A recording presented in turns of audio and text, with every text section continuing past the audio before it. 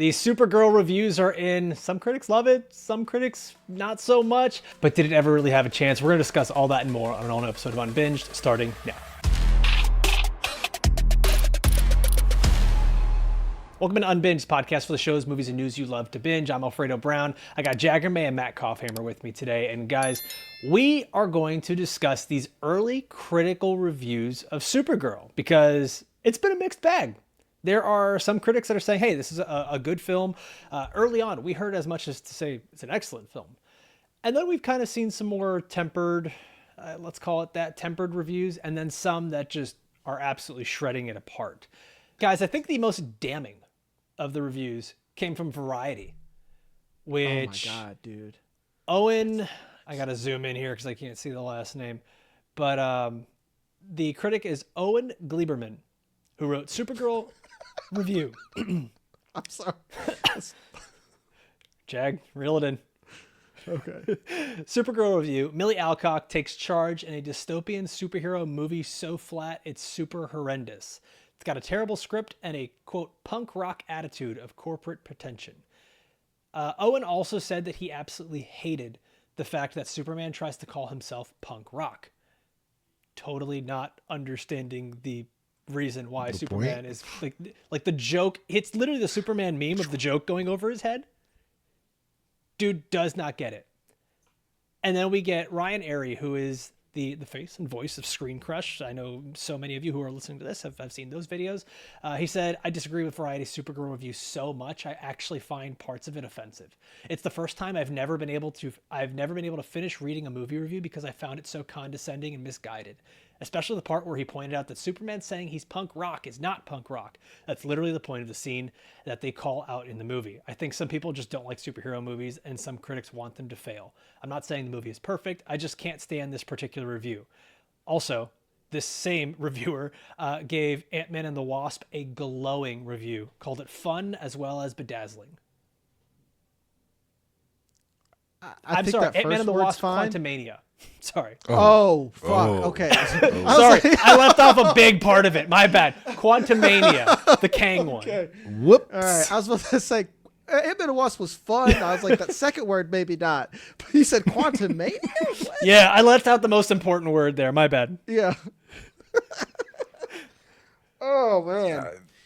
I want to bully this man. This same reviewer also called out Millie Alcock's looks in his review, saying the Australian actress Millie Alcock is 26, but as Kara, she has the look and aura of someone younger, with a touch of wild child 70s androgyny. She's like Christy McNichol crossed with the feral kid from The Road Warrior in oversized Penny Lane sunglasses. What? What a description. Holy what? Okay. I'm looking at this nigga right now. He looks like the dude who does voices on 30 Rock. And you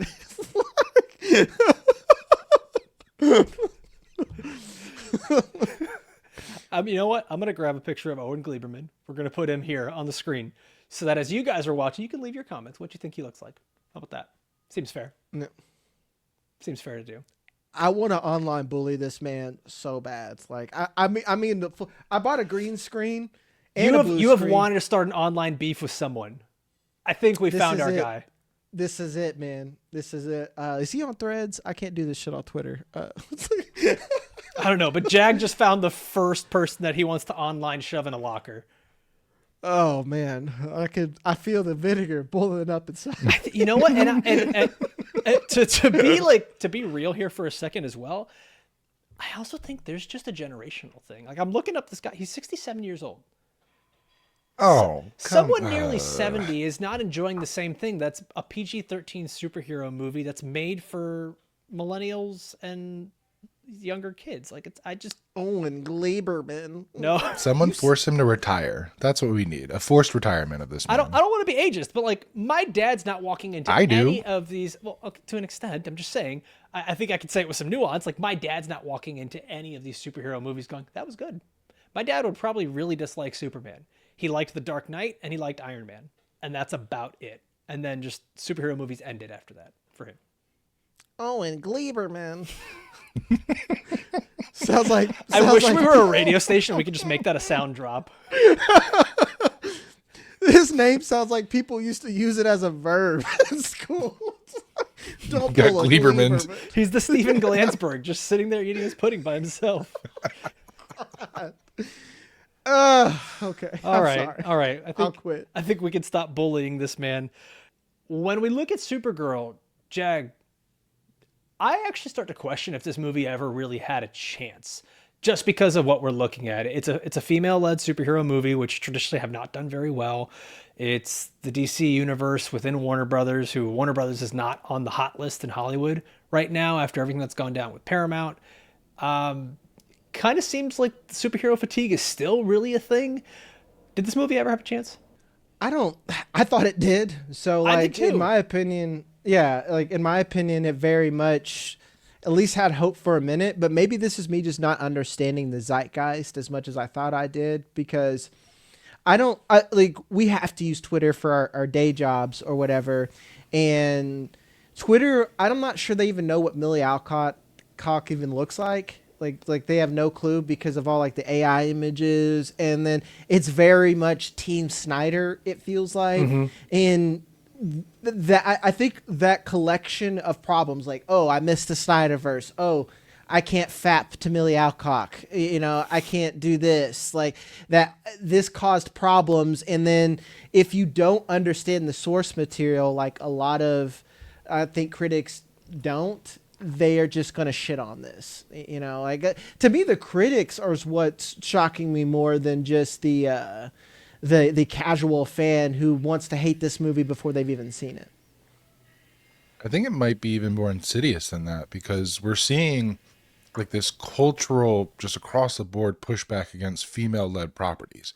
I don't know if you guys saw a couple weeks ago, or maybe a month ago now, the God of War Laufey trailer I came saw out, that. and Yeah. you had a whole slew of these like neckbeard motherfuckers being like, "I'm now a woman. That's not God of War," and are you fucking kidding me? That property, it makes complete sense that they would do that. Same thing with Supergirl. We're seeing this really weird pushback where it's like, oh, it's not going to be epic enough. It's not going to be gritty or dark enough.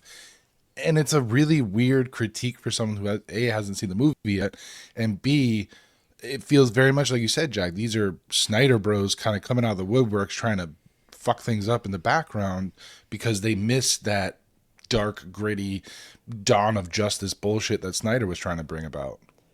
Yeah, and I think I told you guys from the jump that this is the perfect. I think it's just good, regardless if it's a woman or. I think it's a very good story, Women of Tomorrow, and I feel like James Gunn would be great at this, because a lot of people, again, that's why I said read the source material on things. They're like, oh, James Gunn making another space adventure. That's what Women of Tomorrow is. Exactly what it is. It was. Yeah, it's like it was that. Like Gunn didn't need to do that, and also he didn't fucking write it or direct it. He just said, that's where a bunch of, and we're gonna get into what some of these reviews say, but like that's where a lot of the critique comes from, is people saying, well, it's a blend between Mad Max, Guardians of the Galaxy, and Star Wars, and I'm like, yeah, that's sick. That's what part all of that was three bad? of those sound great. That I don't understand. That's like you listed 3 ingredients that go in a cake that sound fucking awesome, and then you're like, I'm not gonna eat that shit. I don't understand. I don't. Yes. By the way, 57% on Rotten Tomatoes right now, which is well below Superman. Remember? Down? Yeah. Well, it went crazy. up. It started out at like 48, then it went up to 61, and then now it's been back down to 57. And I think it's going to hold steady there. It may go up a little bit, and probably hit around 60 if the critical reviews keep coming in better. We don't have an audience score yet, but this 57% is lower than Superman, that James Gunn directed just a little while ago. It's actually 1 point ahead of Man of Steel. That's bizarre. This That's like weird bizarre. revisionist history that we have where we're just like, well, this movie must be ass. This feels a lot like Thor, the first Thor that came out, where it's like a character we've never really seen on screen all that much. We don't know much about. We're going back and forth between different planets. And I went back and looked at the reviews of Thor, and a lot of the complaints were the same. Didn't really reach its potential. The dialogue's a little hokey. And it just kind of seems like you're either in on superhero movies or you're out at this point. It doesn't seem like there's a lot of nuance in the actual critique. And to be historically, fair- superhero movies have been critically panned. There's very few that are exceptions. So it's not surprising to see critic scores this low. It'll be interesting to see what the difference is in audience scores, because I'm predicting they're going to be a lot higher, probably in the like mid 70s, maybe even low 80s. Yeah. Is what I'm hoping, because to me, seeing the trailer, I'm like, oh, this gives very much Guardians of the Galaxy vibes, which I'm for. We'll see how other audience members react, but I'm hopeful that we're going to see a big jump in the score from critics to audience, because critics are so adverse to There's a lot of superhero movies there's as a a lot genre. of pretentious writing in the way some of these Pretentious, reviews yeah. are done. Yeah. Like if Jason Momoa says the main man Lobo, and Oh, like, I might Kurt's just like, cream "Ugh, my pants icky." right there. That's what I'm saying. That's the difference. Like anyone else, I'm like, that's fucking Lobo. He's corny and stupid. Like that's like you nailed it. You know. Well, the ironic didn't part think. is seeing that there's so many people with like their reactions to this movie are so visceral that they're almost exactly like Lobo in the way that they talk and act. It's great. Guys, the director of this film is Craig Gillespie, who directed I, Tonya, Lars and the Real Girl, Cruella, Okay. Dumb Money, Fright Night. I I can like Fright Night. I could actually sit here and get on board with maybe the movie is just sort of above average, and that's okay. And that was kind of always my expectation, because a lot of the movies I just read off are very above average. Cruella was surprisingly good. I Still, hated that but still above average in my opinion. You hated it? That's rough. Yeah. It's a rough scene right now for me. Rough scene. Sorry. I didn't love Dumb Money. I thought I, Tonya was solid. I haven't seen Lars and the Real Girl. Either of you guys seen that? I won't either. No. No, People like it. People like it. That's all I'll say is people like it, and that's fine. Dumb Money was perfectly fine to watch one time, and I'm glad I waited till streaming. Does that make sense? Like I watched it. It happened. I'm not gonna lie. I only thought it was on streaming. It might have been, dude. It might have been. I don't know. Maybe it wasn't that good. You know, like I'm not giving like a glowing review. Let's do this. Let's jump into the reviews. But before we do that, I just want to remind everybody, we are going to be back giving our review of Supergirl after we watch it. Kopf is actually coming to visit me out here at my house. We're going to go watch Supergirl on Friday morning, and we will be giving you guys our Supergirl review on Tuesday morning as part of our premium membership episodes. Guys, for just a few bucks a month, you are unlocking a lot of extra episodes. We're giving you premium episodes every single week. Also, if you're a fan of Supergirl, you're a fan of superhero content in general, we're also going to be covering X-Men 97 Season 2. So on Friday, July 3rd, we're going to be giving you our breakdown and recap of episodes 1 through 3 of X-Men 97 Season 2. Also, for all of our free content, everyone who you just want to be here and hang out with us, House of the Dragon Season 3 every Monday. We got Silo Season 3 starting next Thursday. So you have a bunch of reasons to join us here at Unbinged, whether that's on YouTube, Apple, or Spotify. All right, guys, let's jump Before we go on, have we confirmed Vignesh will be available for Silo? For anyone waiting for the first appearance of Vignesh since last year, except for the Pixar premium? I don't know, but nothing stalls a podcast like a good logistical talk that could have waited till after the show. No, I want people who are excited for Vignesh to get more hyped for Silo. I'm trying to build that hype. You know who's excited for Vignesh? Us. Yes, very. That's it. I'm very excited for it. That's it. You're asking people to be excited for a person they don't even know exists. But yeah, it does Get seem excited. like he will be joining us for that. Love you, Kopf. Yeah, love you, bud. All right, I want to read some of these reviews to you guys, the good and the bad, and kind of just see what the critics are saying. So this one's from Blake Howard at One Heat Minute. He says, about 40% of Supergirl absolutely rips. It imagines a space western with two compelling young women at its center and briefly convinces you that's exactly where superhero cinema should be heading. Then it remembers it's a superhero blockbuster. I loved 90% of this review, and I was like, okay, this actually sounds great. And then the last sentence just makes me feel like you didn't want a superhero movie at all. That actually sounds the most honest out of it, where it's like not mean, and that's fine for me. Like it's like you said. Like, like, is that derogatory to you? Superhero blockbuster? Is that where we've yes, gone now? a little bit. That's where we've gone, where bit. superhero blockbuster just sounds gross. Because it reminds me of what people's biggest complaint with the MCU is, where you get a compelling story and then they tack on a big CGI monster battle in the third act, and it kind of deflates everything that they did beforehand. So maybe that's what he was talking about. Is that but still, to give it a general? 1.5, I feel like seems that's like a really low score. I feel like that's comics in general. I feel like that's movies in general. Maybe I'm defending it a little too hard as I'm saying this. When I read this review, I didn't see this as what he rated it as, a 1.5 out of 4. That's okay. Okay. Very low compared. That's weird. To what Like he that's wrote. like a 35%. If we're trying to give it a percentage rating here.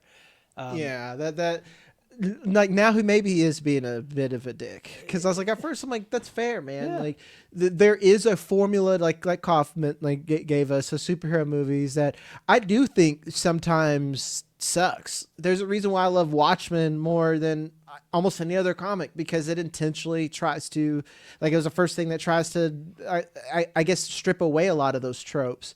So yeah, it's derogatory, but it's also part of the genre. That's just like slashers are going to be a little bit campy sometimes. You know, the killer is going to be larger than life, indestructible. So yeah, it does seem like the biggest complaints are that it's derivative of other superhero themes and movies, and yeah. But that's the fucking comic. That's my problem. Like I'm that guy. Yeah, no, I'm with you.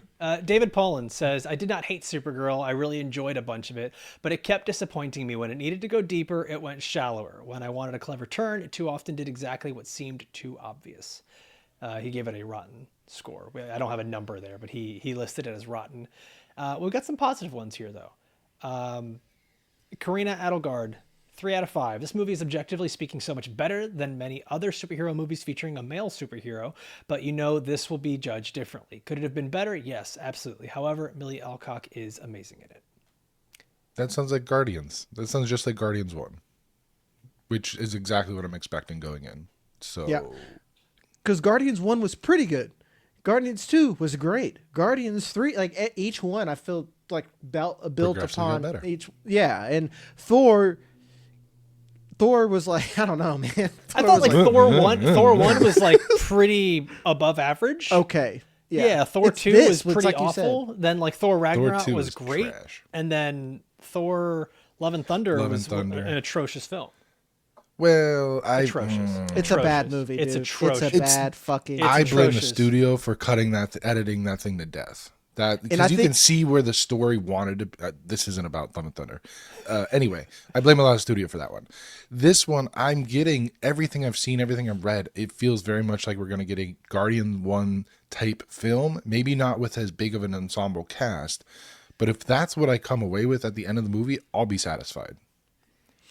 And I'll be fair, I don't want Guardians in the sense where Guardians was in the MCU, but what also made it successful is it had its own, like, it truly had its own trilogy that ended and felt really cohesive within itself. Like, I felt like you could have watched Guardians and maybe just Infinity War and Endgame, and nothing would have changed for you as far as that experience. With Supergirl, all you should be you should just be learning about like Kara. That's what Supergirl is. You're learning about Kara, and you're on an adventure, and she's going through some shit. And like people, actually, I'll let you read something, Alfredo, since you got all this gathered for us. But like people are talking about Clem of the Yellow Hills. That nigga has like 2 lines in the whole comic. He ain't shit. He's not a good villain in the comic. Like he's essentially just a dude. He's a plot device in the comics. It was never about him. It was always about the journey that Kara went on with Ruth. I never know how to pronounce it. Ruthie. Yeah. Mm-hmm. But again, when I say Guardians vibe, I just mean like we're gonna get some really cool needle drops. We're gonna get space. They're gonna expand the DCEU's space division, if you want to call it that. And I'm hopeful that Lanterns then will kind of dovetail right into that, because again, Lanterns being a very space and cosmic style story centered on Earth sometimes, depending on the Lantern. But that's what I'm hopeful for with this movie is we got a lot of Earth with Superman. Now I want to see more of the space side, cosmic side with Kara. And I want some really cool fight scenes. I want some really cool needle drops, and I want some really funny lines from Lobo. If I get all of those things, I'm going to rate this fairly high. He did You know give what, Kopf, Agatha I do All Along want a that. 10 out of 10. I do want that because it's like I very much want lanterns to be like Guardians, and I don't mean like just needle drops, but like I want it to exist in its own thing where you can just watch lanterns and then it adds to the rest because like I'll try to explain to certain people. Someone's arguing online where they're like, I don't want the Black Lantern. I want this. I'm like, they're all lanterns and they all exist together. Like, I can't explain to you that they're an army. Like, I don't like there is not one Black Green Lantern's Lantern. You crazy. can't have one without the other. Yeah. Yeah, dude. I was like, there actually is a Black Lantern and you'll never believe it. and He's a white dude. And you're wrong. Yeah, like you're wrong for so many reasons, but I don't have the time to get into that. Oh, he meant skin color. I thought, oh, Jesus Christ. Yeah, he was talking about Josh Stewart. And whoops.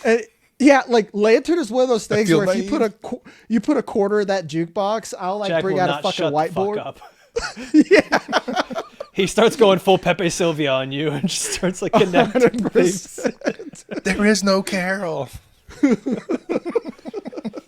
You know what? I found a review that I think I specifically liked the most because this is how I feel going into this movie, and I think it really encapsulates what we are saying. Jermaine Lucier wrote, fans going into Supergirl without overblown expectations, just looking to learn more about this character, this world, and have some fun along the way will not be disappointed. That is exactly what the fuck I want. And what I hate so much about the way we start to treat these superhero films and comic book movies is that we are now comparing it to every single comic book movie that came before it. When you know what? When Marvel was coming up, we didn't have the luxury of doing that. We couldn't compare Thor to anything really when that came out. When Iron Man came out, we were so pleasantly surprised. Granted, that is a very good movie, and I'm not trying to talk that down at all. But when Marvel was really just pushing out these films, we didn't have anything in recent memory, except for like Spider-Man films, which ended on a wet fart, Fantastic Four films, which ended on a wet fart, and the Blade trilogy, which to many people ended on a wet fart. I still kind of like the third one, I'm not going to lie. It ended on a high. Yeah, that's right, baby. That's right. Fuck We yeah. had the first two Nolan Batmans to compare it to. And that's the Iron thing Man is, came out the same year as Dark Knight. and those were so different because they were so hyper real. Like there was nothing about magic or superpowers or anything. And now we're kind of doing Magical money, maybe. Sure. We're kind of doing the thing where it's like, not to cross the streams too much, but like basketball fans will ask who's the greatest player of all time, and they'll compare Michael Jordan's entire career versus LeBron James or whomever. That's not the debate I'm trying to get into, but it feels like we're doing that already, where we look at the second film in James Gunn's DCU and we're like, that's it, pack it up, it's over. This is just average. It's been a good run. It's so fucked where we're at with these films, where it's like we want other people to take them seriously. However, we do not currently take them seriously. And you can see it in the way the critics talk about them, is that it's just the franchises, the lore, the stories are not going to get taken seriously because audiences remain so split on these things. Like they cannot have a nuanced contextual opinion when looking at these things right now. And I love the analogy you said because like you are correct where we had an unstoppable era where MCU up until Endgame was Michael Jordan, the Bulls. You had Black Panther, Ragnarok, Guardians, Ant-Man. Like everything was really good coming out of that time. That was the 96 Bulls. And no matter what you think, right now I think legitimately the DCU, James Gunn, starting with Superman. I actually rewatched it the other day. It's just as enjoyable the fourth time I've watched it later as it was the first time. And I think this is our LeBron era. And right now we're just like, we'll never get better than Jordan. You know, we're just. Now, why would he say that? What does this mean for James Gunn's legacy? That's the other thing too, actually, when you make the connective tissue that James Gunn was part of the Marvel universe and he ran all of these Guardians of the Galaxy movies, everything he does is going to get compared to Guardians of the Galaxy because it's a superhero film. Nobody walks into this and goes, I don't know, I really got Scooby-Doo Monsters Unleashed vibes from this Supergirl movie. Hey, those hold up. If you go They really watch do, the man. Scooby-Doos, they hold up. But this is They James still Gunn. slap. This is James Gunn pulling a Phil Jackson and going from the Bulls to the Lakers. He's about to hit his Kobe era. So is David Cornsweat his Kobe? It might be. Depends on who he gets as a Batman, Kobe and Shaq. Yeah, I think the Batman is going to be his Shaq. Millie Alcock is Pal. Yes. Millie Alcock is Pau Gasol right now. I fuck with this. I like this. Or Derek Fisher. Robert Ory. Millie Alcock is Rick Fox. Oh my God. Just the face That card. is like, I love it. I love it. That was such a time to be alive, man. That Sixers-Lakers finals back in the day, I ate that up. We are showing our elder. Oh yeah, we're unking very hard right now. Trust me, me and Alfredo are probably going to sit around this weekend just naming players back and forth because that's the kind of millennials we are. Kopf, we're watching Superman tonight, by the way, bud. Before we go see Superman tonight and then Supergirl tomorrow. How about it? Yeah. Fuck yeah. I'll say this, like for the back and forth that we've had here, where I think there are some people that are having normal, critical discussions about this movie. There is some crazy online hate. Just absolutely insane online hate that I think makes it so much tougher for a female lead in this world. And I want to read some of these reviews here, guys. And you guys can see them as well. Like there's images too, like in the show sheet that we have here, like the way people are treating Millie Alcock. But I wanted to read this one from Donald Clark of the Irish Times. Come on, Ireland. Let's do better. But gives it a 2 out of 5 rotten score. Supergirl is certainly more endurable than James Gunn's nauseating 2025 take on Superman. But most things that don't give you pleurisy can reasonably make that claim. It seems like you already hated what was going on, man.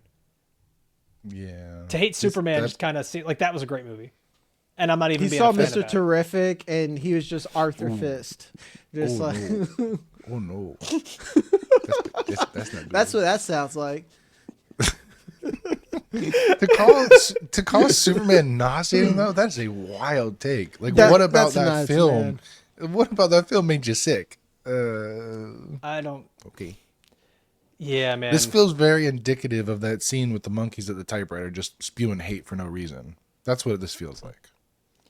We got another one here from Alistair Ryder of Looper.com, which I saw these going out. Whoever decided to make the Supergirl movie a girl boss Sound of Freedom should probably start clearing out their desk at DC headquarters.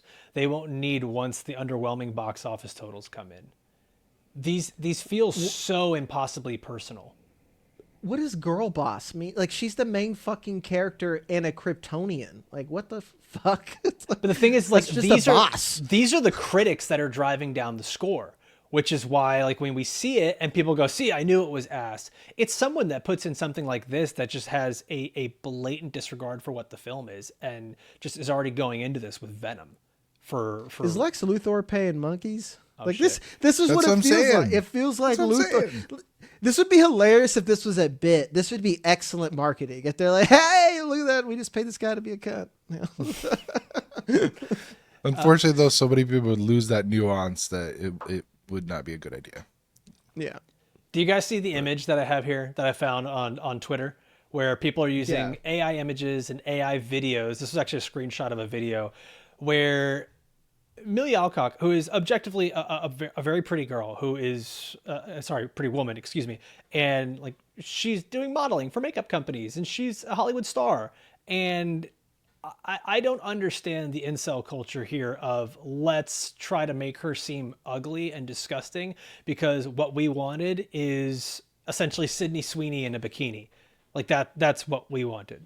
By the way, Sydney Sweeney has been a box office bomb. By the way, you guys are not going and watching her movies. You're not. So you're a fucking liar. And let's just put this out there. If women don't find you objectively attractive on a day-to-day basis, you probably shouldn't be giving opinions on other people. You shouldn't anyway, like that. Let's just put it that way. Like but that should just not be a factor. At exactly. all. At all. At all. in this movie. Like, you being attracted to the main character should not decide whether this is a good movie or not. Exactly. And what's weird is like you have some drastic ones on there. It's the ones that are slightly where they like They give her like a little extra sunspots and some wrinkles and age her up. And where it's like those are the ones that I think are the most dangerous because like obviously trying to ooga booga fucking Millie Alcock and make her look like the goddamn Geico caveman. They make her look like Chaka from fucking Land of the Lost because they think it's hilarious. Dude, that's got to be a Chaka filter. That's fucking Chaka. It is, dude. It's Chaka. And they're just like, yep, that's Supergirl. I don't understand the misogyny, like the baked-in misogyny behind this desire to try to bring someone down because they're a woman. It's so baffling to me that I really don't have coherent words to express like what this is. What this means to me. Like it's so fucking baffling that you want to take a property and be like, well, she's ugly because she doesn't want to fuck me. What? So weird. The thing that I think stands out to me most is she was the star early on of House of the Dragon. We did not hear this loved stuff. her.